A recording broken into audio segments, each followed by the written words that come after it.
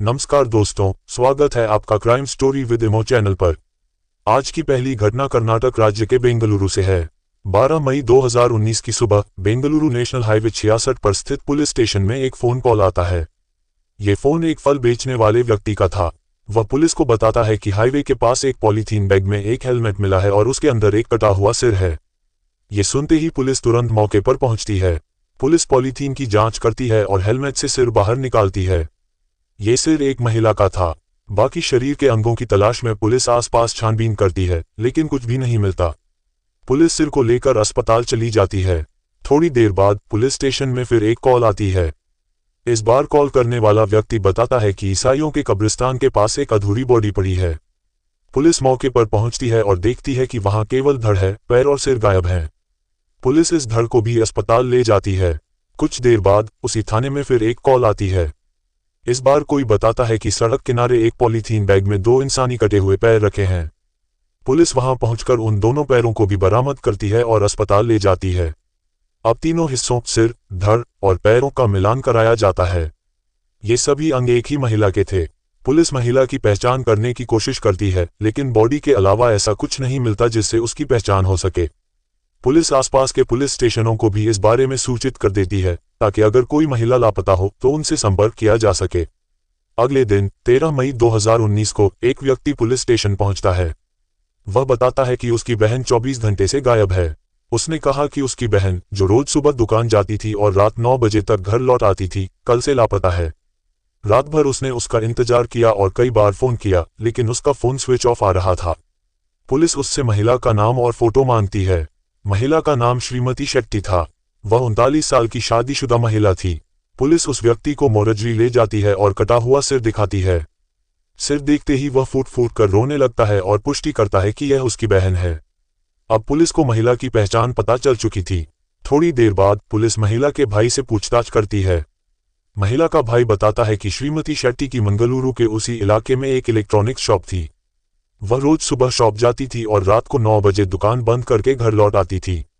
पति से अनबन के कारण श्रीमती शेट्टी अलग रहती थी, हालांकि उनका तलाक नहीं हुआ था। बाद में उसकी जिंदगी में सुदीप नाम का एक व्यक्ति आया और वे साथ रहने लगे। हालांकि सुदीप के साथ भी उसका रिश्ता ज्यादा समय तक नहीं चला और वे अलग हो गए। पुलिस जांच शुरू करती है। बॉडी पार्ट्स देखकर यह तय था कि जिसने भी यह कत्ल किया है वह महिला से बेहद नफरत करता था। पुलिस के पास 2 संदिग्ध थे, श्रीमती शेट्टी का पति और उसका पूर्व प्रेमी सुदीप। सुदीप पहले से ही चोरी के एक मामले में जेल में बंद था। पुलिस दोनों से पूछताछ करती है। श्रीमती शेट्टी के पति ने बताया कि वह लंबे समय से उससे संपर्क में नहीं था।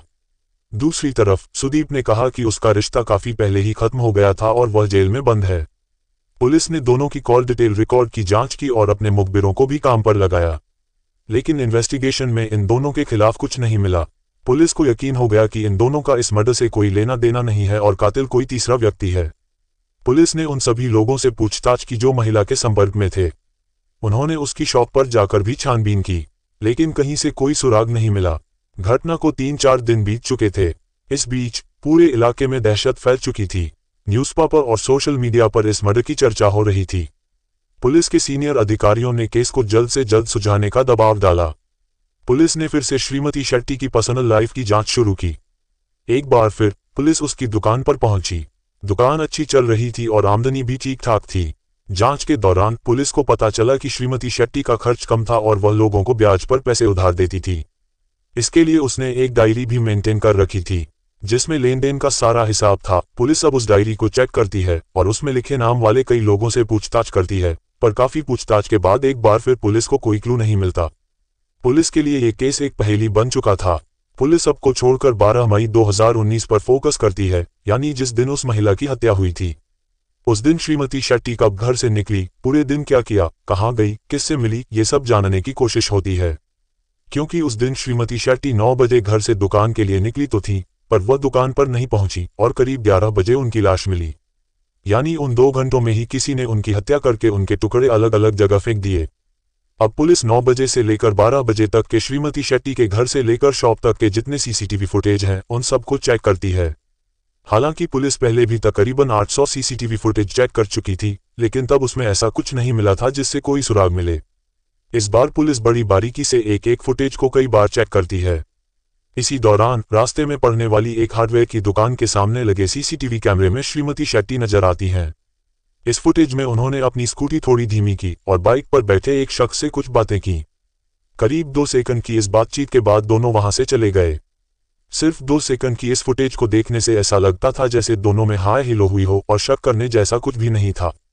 लेकिन जब पुलिस को इसके सिवा और कुछ नहीं मिलता तो उसकी इन्वेस्टिगेशन इस 2 सेकंड की फुटेज पर आकर रुक जाती है। पुलिस इस व्यक्ति के बारे में पता लगाती है कि शायद उसके जरिए कोई क्लू मिल जाए। सिर पर हेलमेट होने की वजह से उसका चेहरा तो नजर नहीं आ रहा था, लेकिन उसकी बाइक का नंबर उस फुटेज में दिखाई दे रहा था। अब गाड़ी के नंबर से उसके मालिक का पता लगाया जाता है।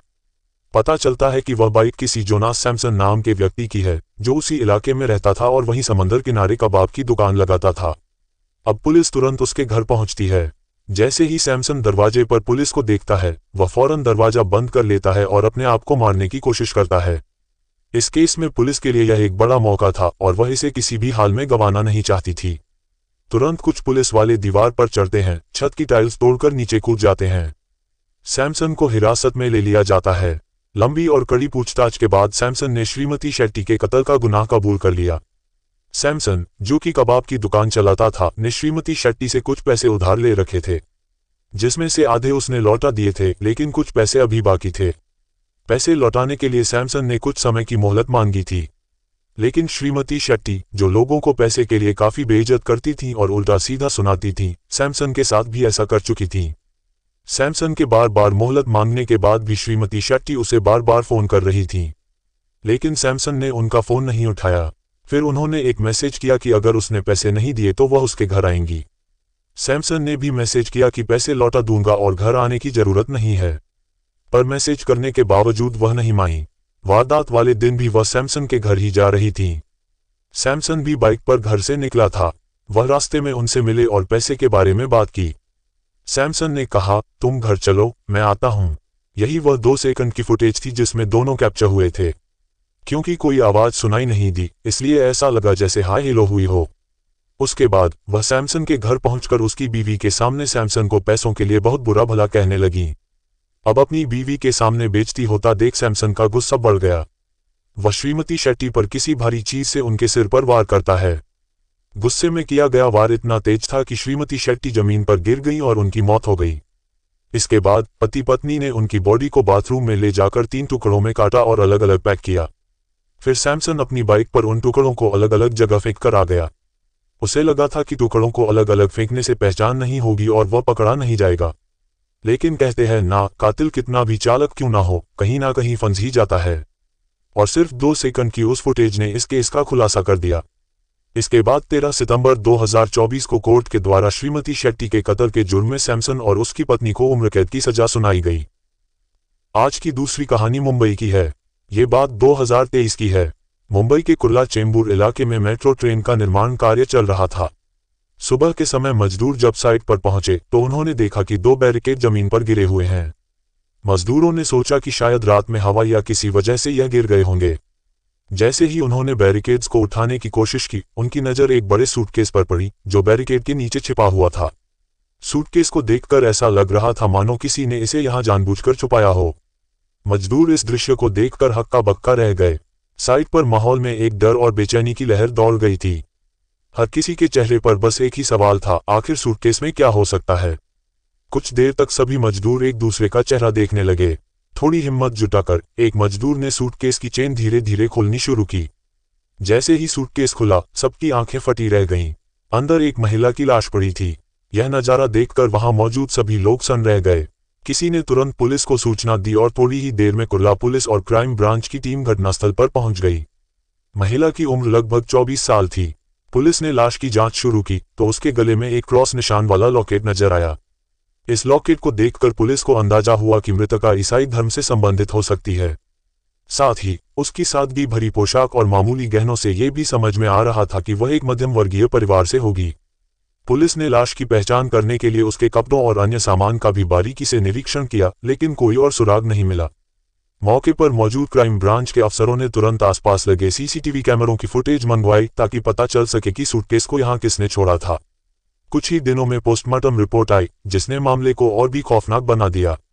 रिपोर्ट में खुलासा हुआ कि महिला की मौत गला घोंटने से हुई थी। रिपोर्ट से ये भी पता चला कि महिला की मौत करीब 48 घंटे पहले हुई थी, यानी हत्या करने के बाद उसे ठिकाने लगाने के लिए कातिल ने समय लिया और सोच समझकर इस जगह को चुना। अब पुलिस को यकीन हो गया था कि यह एक सोची समझी साजिश थी। क्राइम ब्रांच की टीम ने अपने प्रयास तेज कर दिए। सबसे पहले उन्होंने कुर्ला चेंबूर इलाके के आसपास स्थित सभी चर्चों में पूछताछ की। पुलिस वाले महिला और उसके कुर्ला चेंबूर इलाके के आसपास स्थित सभी चर्चों में पूछताछ की। पुलिस वाले महिला और उसके लॉकेट की फोटो लेकर एक एक चर्च पहुंचे और पादरियों से उसके बारे में जानकारी मांगी। इसके साथ ही पुलिस ने ईसाई समुदाय से जुड़े स्थानीय लोगों से भी संपर्क किया ताकि महिला की पहचान में मदद मिल सके। लेकिन कई दिनों की मेहनत के बावजूद पुलिस को कोई ठोस सुराग नहीं मिल पाया। ऐसा लग रहा था जैसे महिला का इस इलाके से कोई संबंध ही न हो। हर रास्ता बंद होता देख पुलिस ने मामले को और गहराई से खंगालने का फैसला किया। उन्होंने सोचा कि शायद कातिल ने महिला को दूर से लाकर यहां छोड़ा हो ताकि पहचान करना मुश्किल हो जाए। अब पुलिस के सामने चुनौती और बढ़ गई थी। मामले को सुलझाने के लिए उन्होंने अपने मुखबिर को भी सक्रिय किया और आसपास के जिलों के थानों में गुमशुदा लोगों की रिपोर्ट की जांच शुरू की। इसी बीच क्राइम ब्रांच के पास कांदिवली चर्च के पादरी का फोन आया। पादरी ने बताया कि उन्होंने मृतक लड़की की फोटो अपने समुदाय के फेसबुक पेज पर साझा की थी, जिसके बाद ओडिशा के एक चर्च के पादरी ने उनसे संपर्क किया। ओडिशा के पादरी ने पुलिस को सूचना दी कि यह लड़की उनके चर्च से जुड़े एक परिवार की बेटी है और उसके माता पिता अक्सर चर्च में आते हैं। पुलिस ने तुरंत ओडिशा के उस परिवार से संपर्क साधा और तस्वीरें भेजी। तस्वीर देखते ही माता पिता ने अपनी बेटी को पहचान लिया। ये 25 साल की प्रतिमा पावल किस्पोर्टा थी। प्रतिमा के माता पिता ने पुलिस को बताया कि वह मुंबई में एक हाउसिंग सोसाइटी में काम करती थी और वहीं अपने live in partner Oscar Manoj Barla के साथ रह रही थी। अब पुलिस के सामने प्रतिमा के जीवन से जुड़ी और परतें खुलने लगीं। ऑस्कर का नाम सामने आते ही पुलिस का शक गहराने लगा और उन्होंने तुरंत ऑस्कर की तलाश शुरू की। परिवार ने पुलिस को यह भी बताया कि हाल के दिनों में प्रतिमा और ऑस्कर मनोज के बीच अक्सर झगड़े होने लगे थे, जिससे उनके रिश्ते में खटास आ गई थी। इस जानकारी से पुलिस को ऑस्कर पर शक और भी गहरा हो गया। पुलिस ने तुरंत मनोज का मोबाइल नंबर लेकर उसे कॉल करने की कोशिश की, लेकिन उसका फोन स्विच ऑफ था, जिससे पुलिस की चिंता बढ़ गई। इसी बीच पुलिस के मुखबिरों में से एक ने खबर दी कि धारावी इलाके के एक दुकानदार ने इस महिला को कुछ दिनों पहले वहां देखा था। पुलिस ने उस सुराग को पकड़ते हुए धारावी इलाके में खोजबीन शुरू की। थोड़ी मशक्कत के बाद उन्हें वह घर मिल गया जहां प्रतिमा और ऑस्कर एक साथ लिव इन पार्टनर के तौर पर किराए पर रह रहे थे, लेकिन कमरे पर ताला लगा हुआ मिला। इसके बाद पुलिस ने आसपास के लोगों से पूछताछ शुरू की, जिससे दो अहम बातें सामने आईं।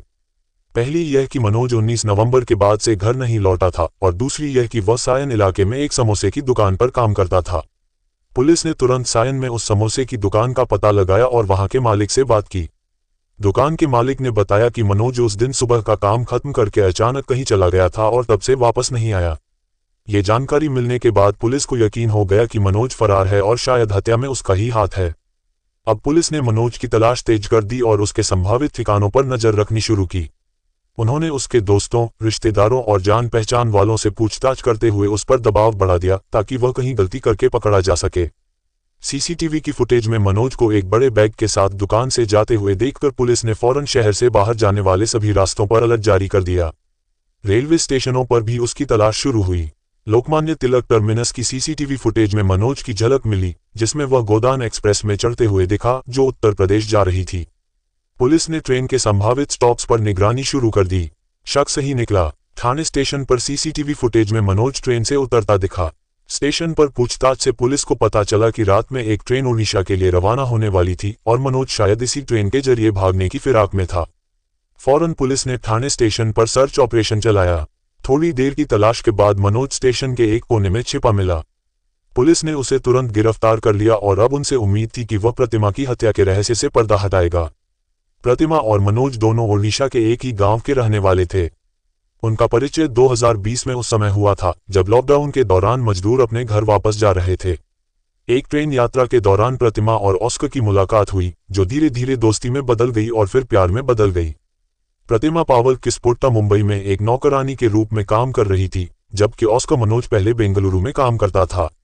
दोनों के बीच रिश्ते में गहरी समानता और आपसी समझ थी।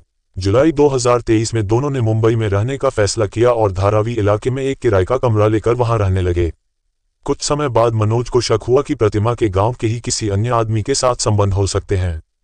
इस शक को लेकर दोनों के बीच झगड़े बढ़ने लगे और ये तनाव उनके रिश्ते में घुलता चला गया।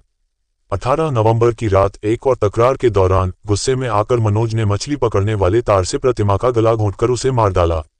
हत्या के बाद मनोज ने रात के अंधेरे का फायदा उठाते हुए प्रतिमा की लाश को एक सूटकेस में बंद किया। उसने सोचा कि वह इस हत्या को छिपाने और खुद को बचाने के लिए ओडिशा भाग जाएगा। इसके लिए उसने पूरी योजना बनाई और प्रतिमा की लाश को लेकर मुंबई से भागने का रास्ता तय किया। मनोज ने अपनी योजना के तहत शव से भरा सूटकेस लेकर पैदल ही सायन सर्कल तक का रास्ता तय किया। लगभग 12 बजे वह वहां से रिक्शा में बैठा और लोकमान्य तिलक टर्मिनस पहुंचा।